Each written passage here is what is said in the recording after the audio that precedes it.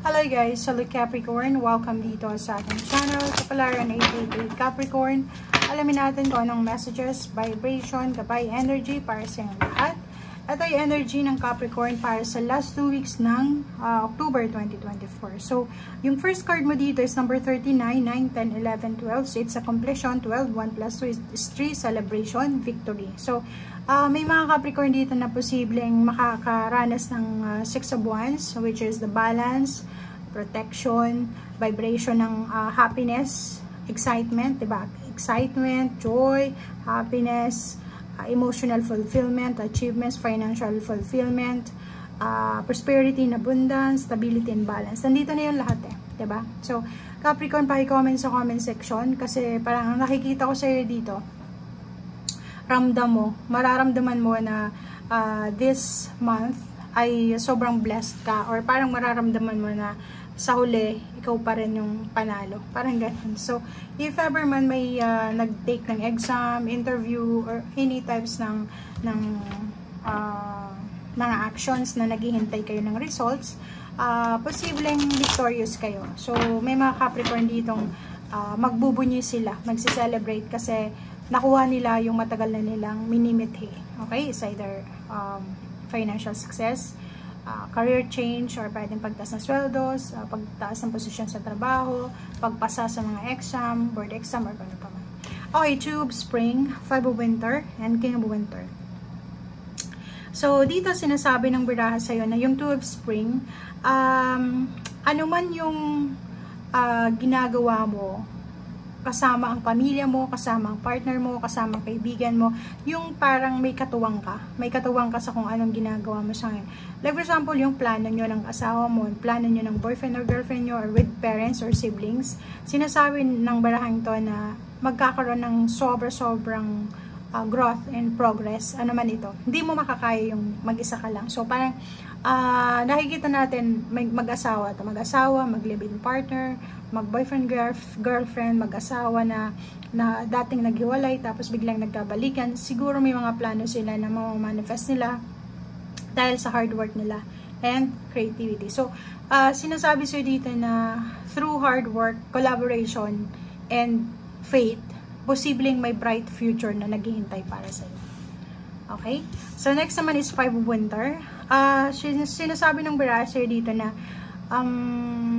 still, di ba, mayroon dito sa Two of Spring na sinasabi na yung collaboration, like may mga partnership na i-offer sa yung universe na pwedeng magdala sa'yo ng success in the future, pero mag-iingat ka rin. Kasi hindi lahat ng tao na papapasukin mo sa buhay mo ay sincere sila. So dito sinasabi na walk away from dishonest association. So kung may mga kaibigan ka na alam mong hindi honest sa'yo, or may mga taong binabackstab ka, or may mga taong ayaw sa'yo, ikaw na yung umiwas. Okay?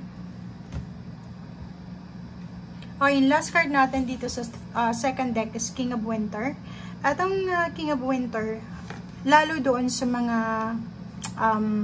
professional or doon sa mga skilled workers or kung ano man to, kasi usaping financial siya, kung may kailangan kayong advices, hanapin nyo yung talagang professional na mag-a-advise. Like, kung health yung problema mo sa health ka, doctor. Kung abogado, kung engineer, kung guro, diba? So, hanapin mo yung tamang individual na makakatulong sa'yo or makakapagbigay sa'yo ng tamang advices para hindi ka magkamali or makuha mo talaga yung correct or yung nararapat na advice para sa'yo.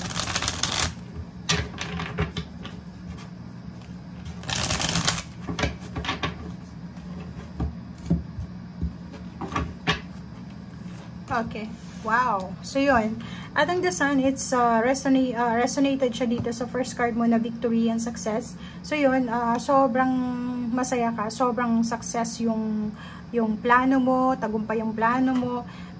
Sobrang celebration. Parang maraming rason para mag-celebrate ka sa last week ng October. So, nakikita ko siya dito na financially victorious ka and emotionally victorious ka. Parang feeling mo yung Wheel of Fortune is umikot na pabor papunta sa'yo.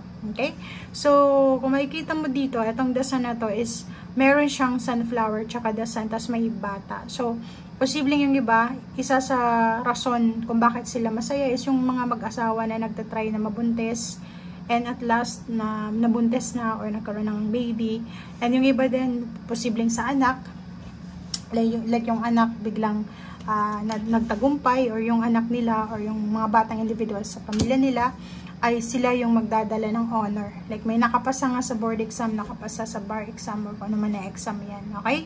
So yun, dito din sinasabi ng barahan na resonated pa rin dito sa victory and success. Meron sa inyo na posibleng may imbitahan na dumalo sa isang birthday celebration, wedding anniversary, weddings, reunion, or kano pa man, family, class, or school. Kaso lang, may choice ka. May choice ka naman kung dadalo ka or hindi. Pero, etong invitation na to sa'yo is sobrang maganda to. Pero, ang nakikita ko sa'yo dito, may mga tao doon. Yun nga, diba? Etong 7 of Cups, and then 10 of Cups, tapos 5 of Wands, it's a, parang, ano siya, isang imbitasyon ang pwedeng matanggap mo tungkol sa reunion nga, or sa pagsasama, pagsalo-salo, or kano pa man. Kaso lang, yung ibang tao na involved doon sa okasyon na yun is hindi mo masyadong ka-close, pwedeng kaaway mo, or may mga misunderstanding.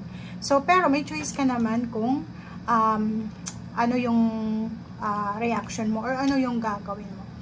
Dito din, sinasabi ng barahan na yung nasa opisina o nasaan ka man, saan man, ano man ang trabaho mo, sinasabi ng barahan sa'yo, lalo kung teacher ka, sinasabi sa'yo dito na ang daming competition, ang daming pagsubok na napagdaanan mo, maraming dugo at pawis yung naging puhunan mo dito, and yung endings victory ka. So pwedeng may na-promote, pwedeng kung teacher ka, or pwedeng nag-opisina, nagtatrabaho sa bangko, or kung saan ka mang trabaho, engineer ka, may mga victory and success. Etong Emperor na to is yung pagtaas ng posisyon, pagtaas ng respeto sa'yo, pagtaas ng sweldo, pagtaas ng value mo as a human being. Okay?